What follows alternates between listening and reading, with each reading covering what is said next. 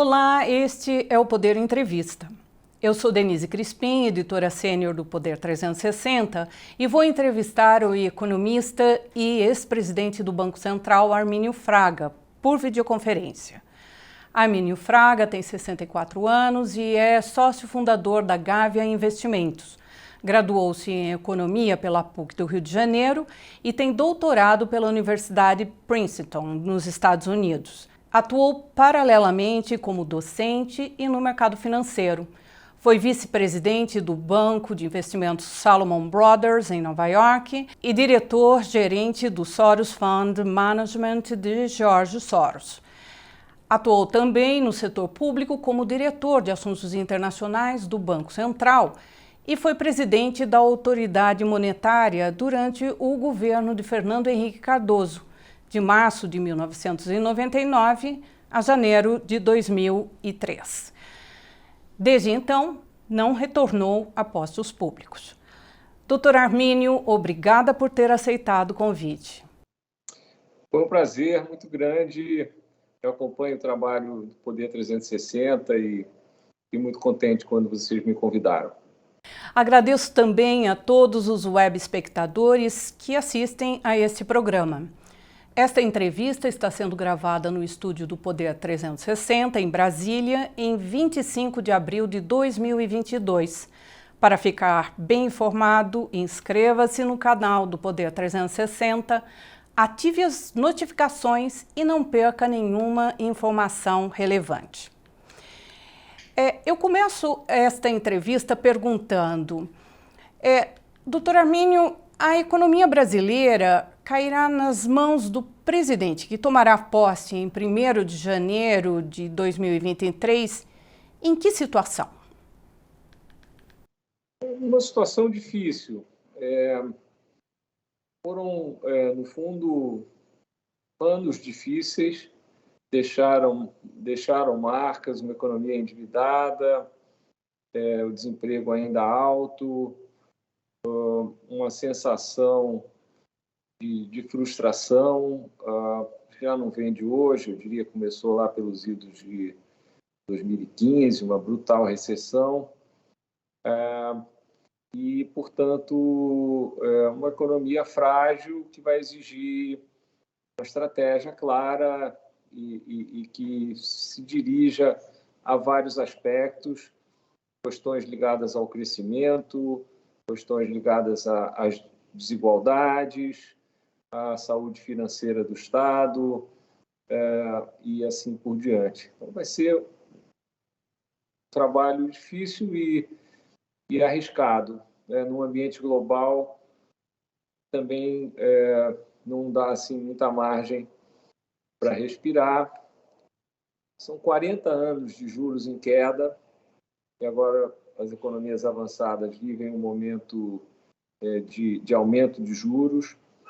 Foi um período de uma certa tranquilidade, foram crises aqui e ali, mas hoje em dia nós estamos vivendo uma nova Guerra Fria com a China, a velha Guerra Fria com a Rússia aparecendo de maneira brutal, e por aí vai.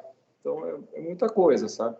O senhor tem estimativas para o PIB, inflação, Selic, taxa de câmbio até o final do ano?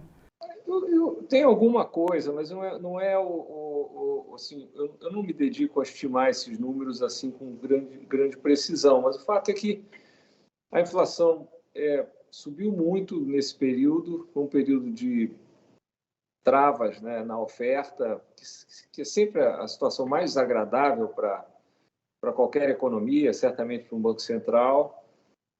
Então, assim, as estimativas são de que não vai haver crescimento esse ano, está sendo necessário tocar no freio para não deixar a inflação tanto tempo alta, seriam 2 anos ali, em torno de 2 dígitos já, uma economia com uma memória de indexação relativamente recente, né? Então, assim, é um quadro pouco crescimento, muita inflação, governo endividado, ou seja, um quadro quantitativamente também preocupante. É esperado para maio, agora, um aumento de 0,5 ponto na taxa básica de juros dos Estados Unidos. O senhor acha que isso pode levar a uma saída pesada de capitais do Brasil em busca de segurança e dos ganhos maiores dos títulos do Tesouro americano? Olha, houve um momento aqui no passado recente em que os juros aqui no Brasil estavam em 2% e nos Estados Unidos a zero. Isso fazia com que os investidores começassem a pensar duas vezes antes de investir aqui. Ou os nossos próprios investidores em manter o dinheiro aqui, isso é tudo dinheiro só. Aí, de lá para cá, nossa taxa vem subindo muito, caminha aí para 13% ou algo assim, e a taxa americana sobe também. O histórico é, nessas horas, comportamento cuidadoso e cauteloso, melhor dizendo, e quando se leva em conta os preços das ações na Bolsa, já se sente essa tensão. Quer dizer, as ações de tecnologia ou de alto crescimento levaram um baita de um tombo aí nos últimos meses. Então, esse é o clima geral. É um momento de repensar muita coisa, né? Foram 40 anos, como eu disse, de queda nos juros. Aquilo, do ponto de vista da economia, é um vento a favor. Quer dizer, o mundo vinha funcionando com um vento a favor e agora, de repente, o vento está contra. O governo americano errou a mão na política fiscal, começando já no governo Trump, pisou no acelerador com uma economia que já estava quente, continuou pisando, o Fed se atrasou, e então há no ar o medo de que o Fed, apesar de assim, até agora não ter dado grandes sinais assim de pânico, mas que o Fed tenha que subir mais ainda do que se imagina. Isso cria esse ambiente propício a problemas. Agora, no fundo, para nós, também sendo muito prático, como sempre, as coisas, os fatores mais importantes estão aqui, dentro de casa. Tá? Isso não dá para, entre aspas, botar a culpa no cenário global. Se nós estivéssemos conversando aqui há 5, 10, 15, 20 anos, sempre ia ter alguma coisa. E sempre o mais importante é aqui dentro. Sempre. Uhum.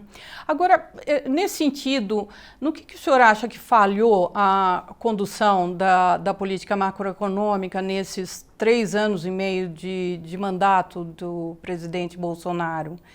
O senhor acha, e aí um emendo, o senhor acha que esses atritos entre o Planalto e o Supremo, essas, digamos, ameaças às instituições, esses ruídos pesaram também? Vamos separar.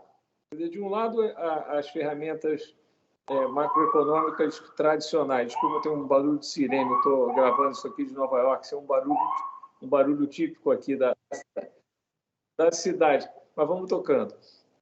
Então, de um lado, as ferramentas tradicionais da macroeconomia, que são, vamos dizer, a política fiscal e a política monetária. Do lado fiscal, o governo, com atraso, com problemas, gastou durante a pandemia. Era para gastar, eu próprio me manifestei à época. Eu sou um conservador fiscal, acho que é saudável essa postura, justamente para, nessa hora, ter uma folga para poder tomar providências.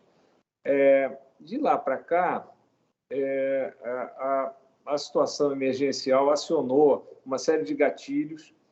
Então, assim, do ponto de vista dos números na área fiscal, houve uma melhora. A questão é se essa melhora é permanente e se ela é o suficiente. Eu diria que ela não é permanente, porque nós estamos com congelamento de salários, um quadro de praticamente zero investimento no setor público.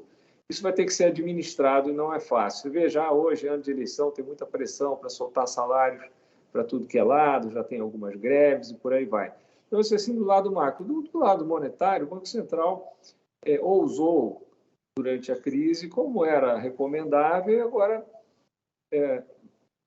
está tomando as providências típicas de um Banco Central, e isso é um dos fatores que vai, dizer, postergar uma recuperação. Agora, aí a segunda parte da sua pergunta, a meu ver,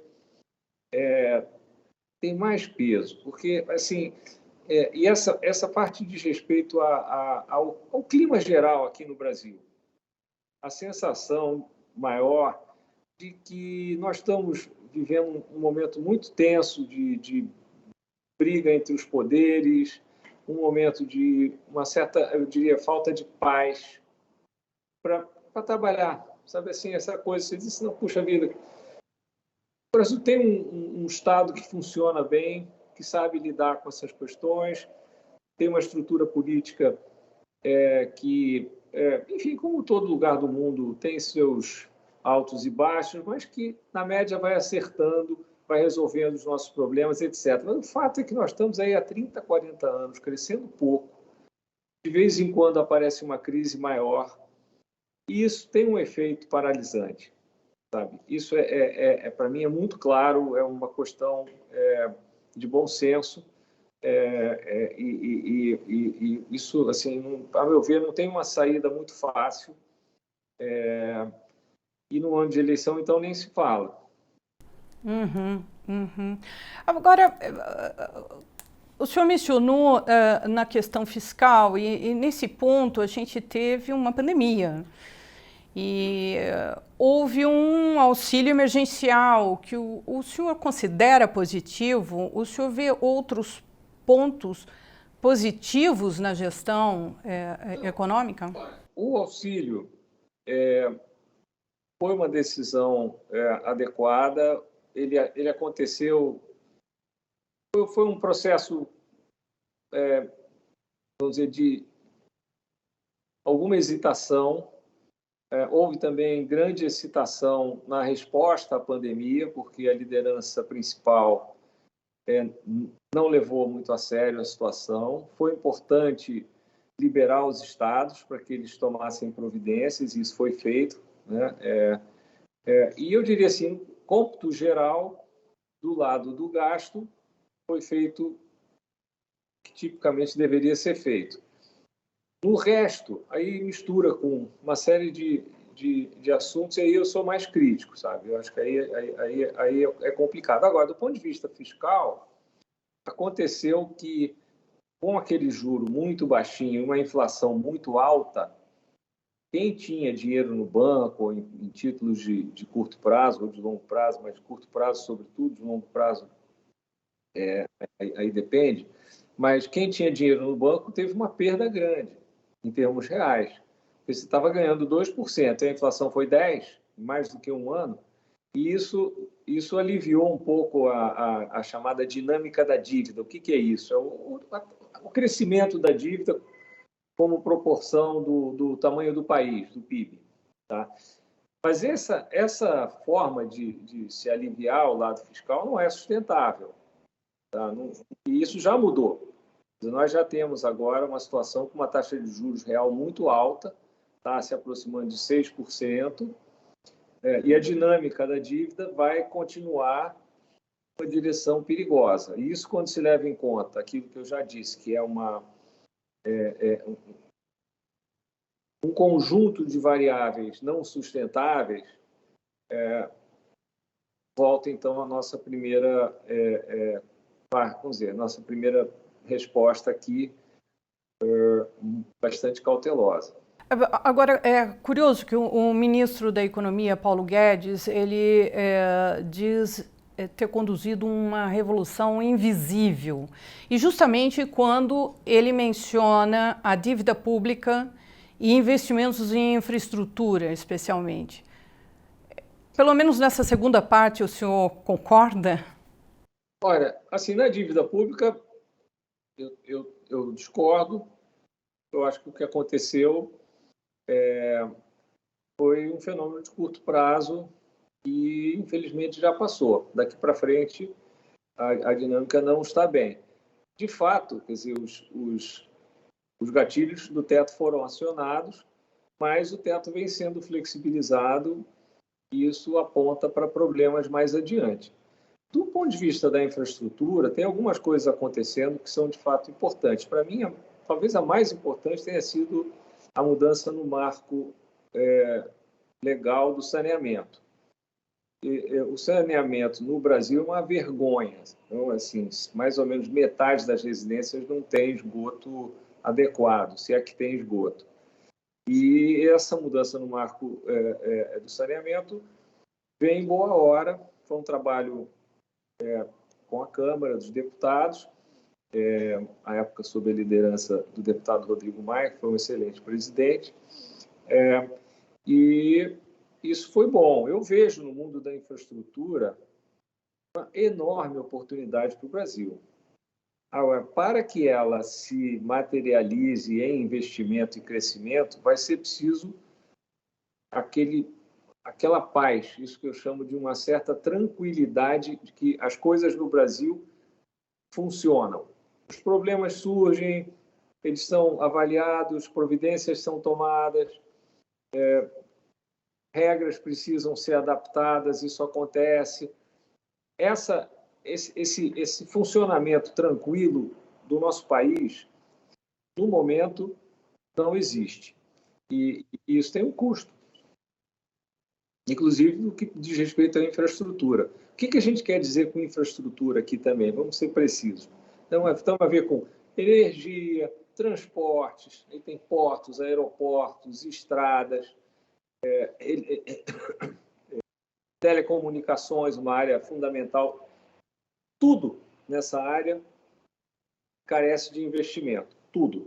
Então, isso é um problema, mas o outro lado dessa medalha é uma oportunidade. Mas para que essa oportunidade seja aproveitada, é preciso um ambiente, de novo, mais previsível, mais tranquilo, mais normal.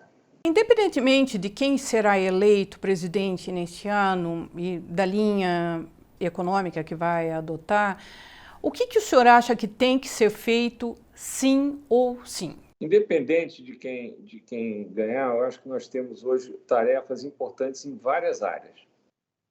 A primeira delas é primeiro, acabar de uma vez por todas com qualquer dúvida quanto ao nosso funcionamento da nossa democracia, quanto a uma certa harmonia entre os poderes. Eu digo certa porque é normal que os poderes discutam, negociem dentro de certos limites. Nós estamos além desses limites hoje.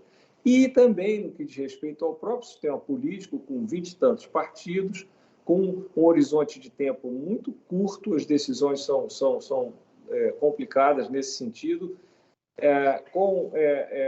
hoje em dia, um sistema orçamentário meio caótico e meio opaco também. Então, se isso tudo não for feito, o que acontece com o país?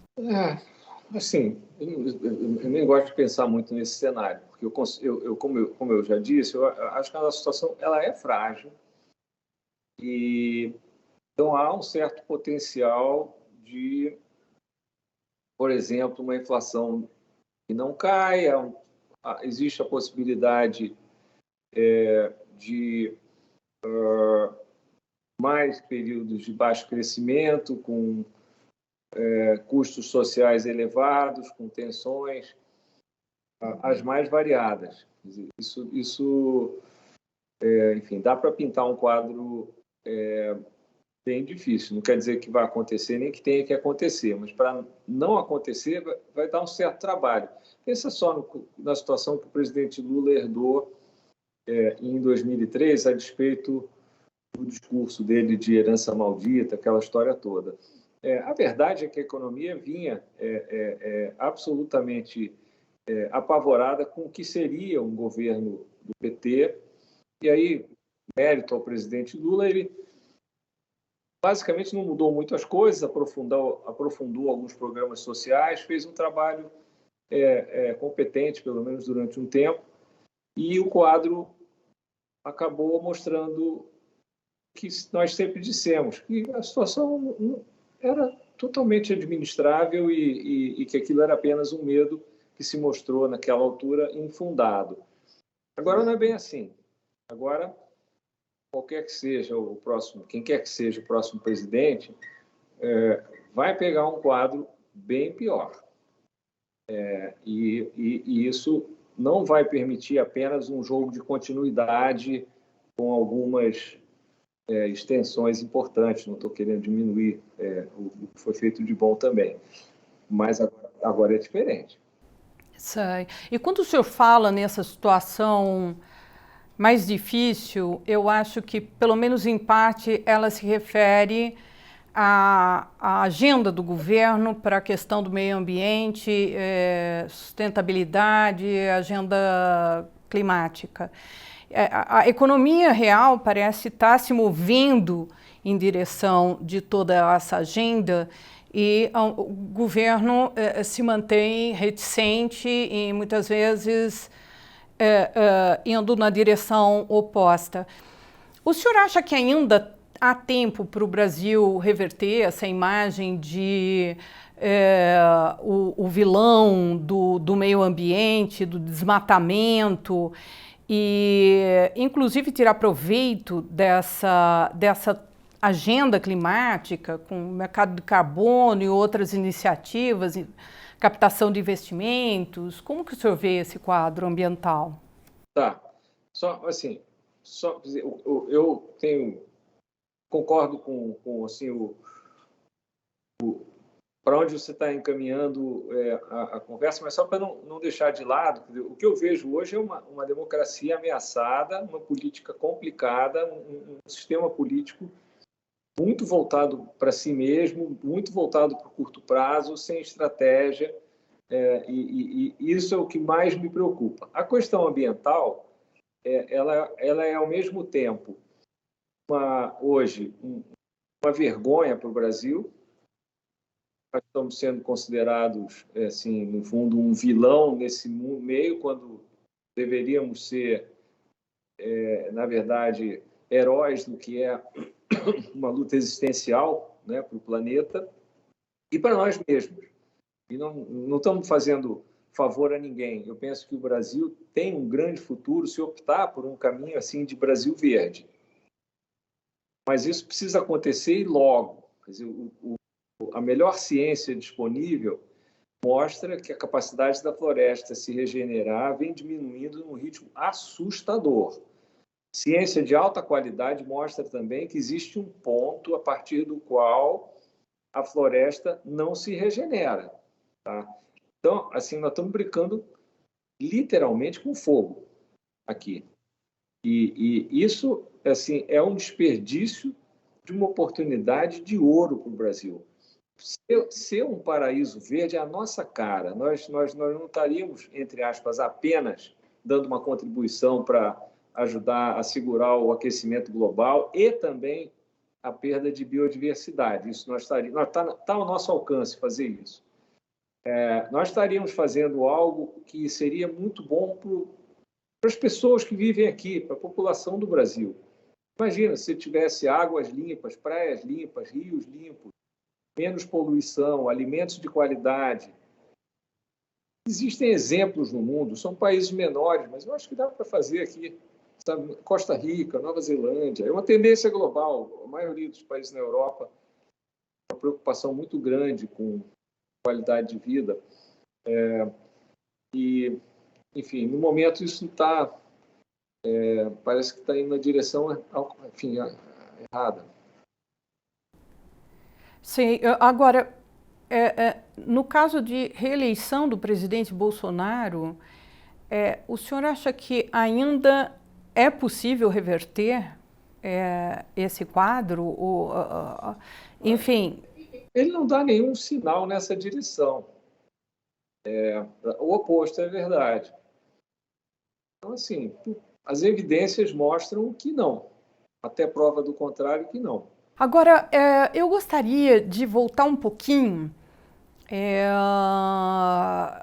para tratar um pouquinho mais a respeito de como lidar com a inflação, que deve fechar esse ano ali perto de 9%, o FMI fala em 8%, enfim.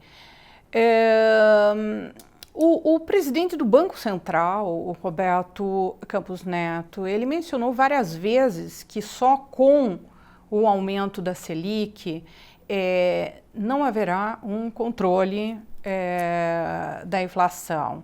E ele insiste por mais ajuste fiscal. Existe outra receita para isso? Não. Não. Mas, assim, existem políticas qualitativas, como nós temos conversado aqui hoje, que facilitariam bastante essa tarefa. Isso, às vezes, passa desapercebido, porque não é assim, não são ferramentas macroeconômicas por si, mas são, sim, posturas e políticas que reduzem o risco de se agir, de se empregar, de se investir na nossa economia.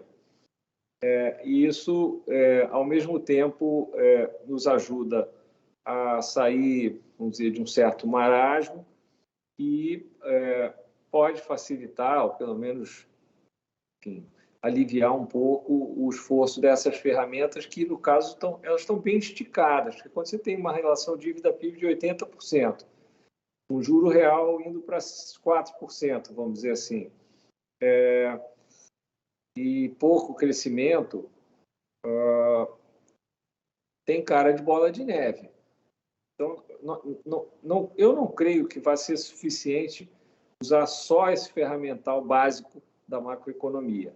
Eu acho que nós vamos precisar de uma mudança maior, de respeito, como eu disse já, política ambiental, a tudo que tem a ver com risco e incerteza na economia, porque tudo isso acaba sendo, no fundo, um freio para a economia. Agora, o senhor, quando foi presidente do Banco Central, o senhor enfrentou também uma situação complicada, porque havia o desmonte da política cambial que estava vigente desde o começo do Plano Real. E quando o senhor assumiu, a inflação também estava alta, estava em 8,9%. O senhor entregou no final de 2002 a inflação um pouco mais alta. Foi. Mas a taxa Selic tinha caído praticamente pela metade. Qual foi sua orientação para aquele momento? Era preferível aumentar um pouco a inflação e reduzir o freio na economia? Não, olha só, teve dois momentos de crise, dizer, pesada e de uma crise, na época, incomodou bastante. Foi a crise da energia ali em 2001. Mas na chegada, o que estava acontecendo? A inflação vinha perto de 2%, mais baixa da história, quando houve a crise cambial e as expectativas se desancoraram. No meio daquela confusão, fazia falta, isso era uma questão básica de economia, fazia falta um ajuste fiscal que tinha sido prometido e não entregue no ano anterior. Então, em 99, houve a mudança de sistema, vamos dizer, cambial, nós introduzimos o sistema de metas para a inflação, o ajuste fiscal foi feito, a economia voltou a crescer e a inflação despencou. Ela foi para 9%, mas lembra, o câmbio tinha ido de 2 para 4%. Isso pressionou bastante a inflação. E as expectativas de inflação que estavam desancoradas, chegavam a 50%, estavam ali entre 20% e 50%, eram expectativas muito pouco convergentes, se acalmaram e aquilo entrou num regime de queda. Aí vieram duas crises depois. A primeira foi a crise do racionamento, que coincidiu com crise na Argentina, foi um período horroroso. Aquilo foi administrado razoavelmente bem. Aí, quando entrou em 2002, veio o pânico de origem, sobretudo, política, e isso outra vez empurrou a inflação para cima, porque ali foi ali o câmbio foi de 2 para 4. Lá em 99 os números eram outros, mas ele subiu bastante também. E essa crise foi desfeita com algum aperto da política monetária, sem dúvida, com algum aperto fiscal mais pequeno, mas, sobretudo, não tanto pelo que foi feito, mas não pelo que não foi feito. E o que não foi feito naquele momento foi o que estava lá na cartilha do partido que foi eleito. E aquilo foi, basicamente, jogou-se fora o programa do partido. E Era a carta aos brasileiros, né? A carta aos brasileiros foi cumprida, de certa forma. Isso, basicamente. Agora, passando para um outro tema, que é a da privatização. O senhor defendeu no passado a privatização da Petrobras. O senhor ainda é a favor?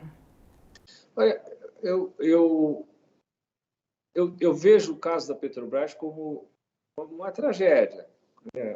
O que foi feito com a empresa. A empresa é extremamente competente, tem técnicos de primeira, e passou por reformas importantes ao longo dos anos de governança, e a empresa vinha bem. E aí aconteceu aquela triste história do Petrolão, e ficou claro que algo tinha que acontecer. Eu defendo uma reforma radical na governança da empresa. Muita coisa aconteceu desde então. Eu espero que a empresa esteja blindada com relação àquilo.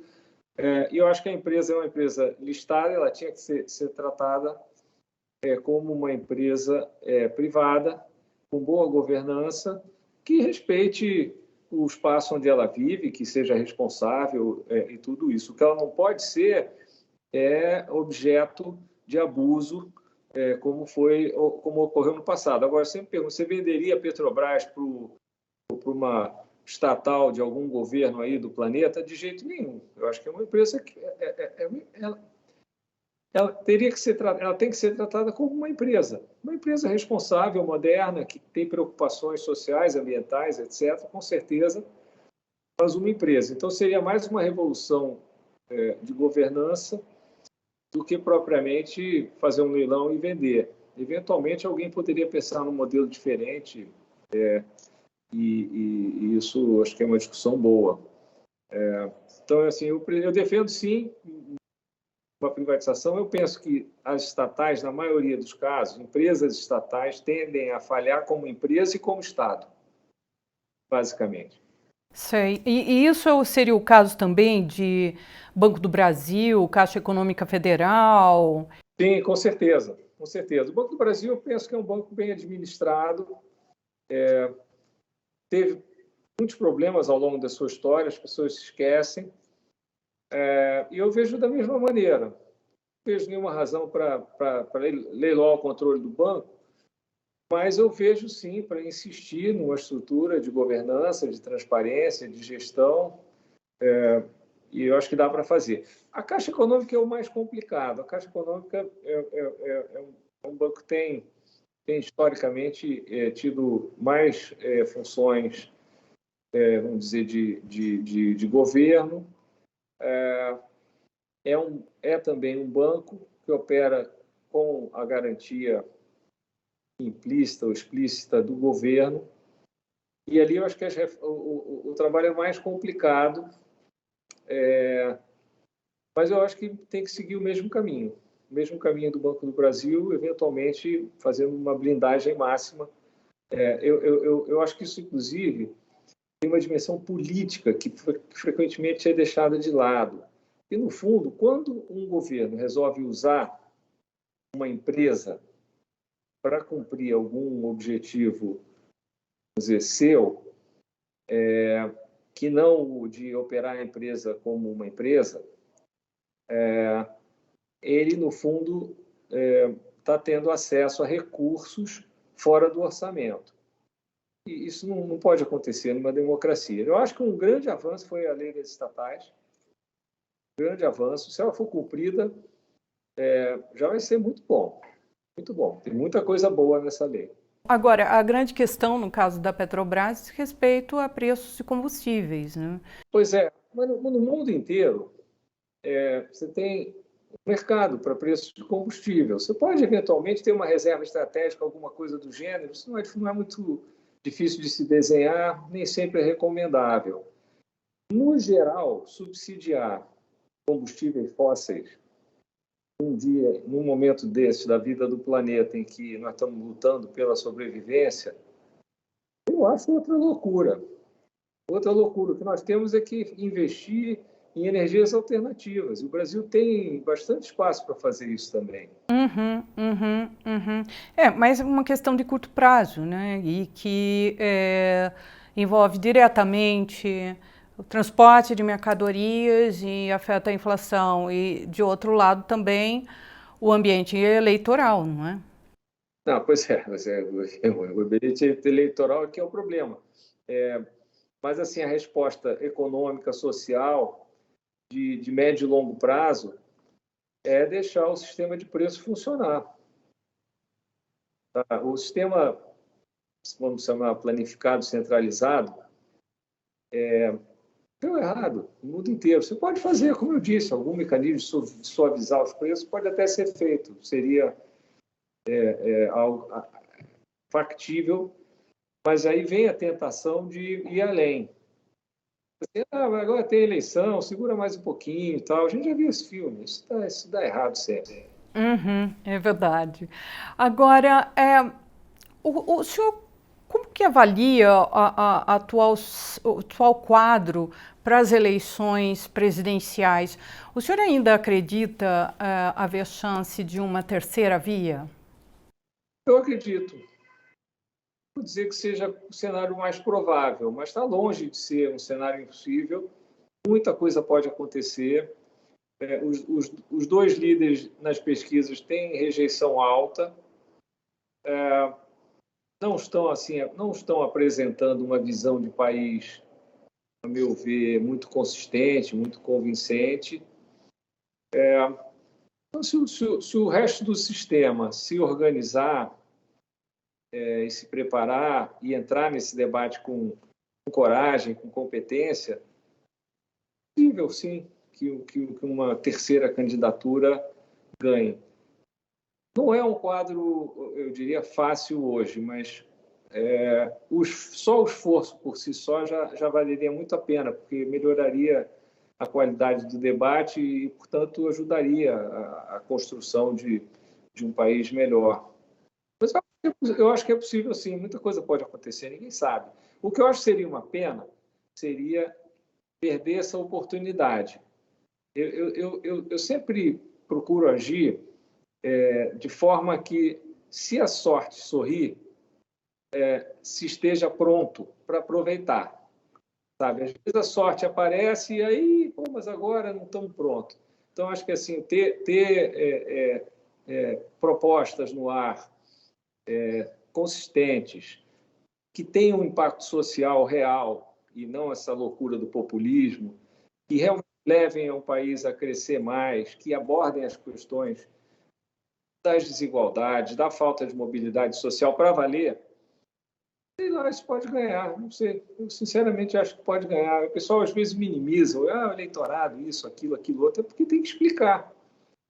Sabe? Às vezes você faz não sei quantas promessas e não explica como. Assim, eu acho que é para ficar desconfiado. Então, acho que se vier uma proposta consistente que aponte para essas questões mais fundamentais, com soluções, de novo, realistas e adequadas, vai, de repente. O senhor apoiou a candidatura de Marcelo Freixo, do PSB, para o governo do Rio de Janeiro. O Freixo é aliado do pré-candidato do PT, o ex-presidente Lula. De alguma forma, o senhor vislumbraria o apoio ao PT nessa corrida presidencial? Olha só, o apoio do presidente Lula ao Marcelo Freixo era natural. Eu ficaria muito surpreso se ele tivesse apoiado o atual governador. com as ligações que ele tem com o atual presidente. Então, eu acho que era a alternativa que ele tinha. O Freixo tem raízes de esquerda, que vem evoluindo. Eu tive a chance de conversar com ele, eu e muitas pessoas que eu conheço no Rio, gente que pensa o Rio, pensa os problemas do Rio, questões como segurança, por exemplo, que estão no topo da lista, mas outras questões. E eu achei que era uma alternativa importante. Ele saiu do PSOL. O PSOL, na minha leitura, tá? Nenhuma ofensa ao PSOL nem nada, mas assim, o PSOL nunca foi um partido que achava que ia chegar no poder. Não é possível. E tinha muita coisa assim. Eu até compartilho muitos dos sentimentos do PSOL, sabe? Uma raiva da corrupção, da desigualdade, não é monopólio deles, tá?